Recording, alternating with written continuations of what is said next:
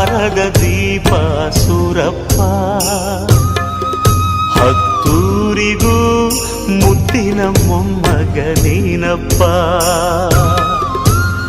ಹಣ್ಣೆಲೆ ನಾನು, ಚಿಗುರೆಲೆ ನೀನು, ನಿನ್ನ ನೆರಳಿನಲ್ಲಿ ನಾನು ಇರಲೇನು.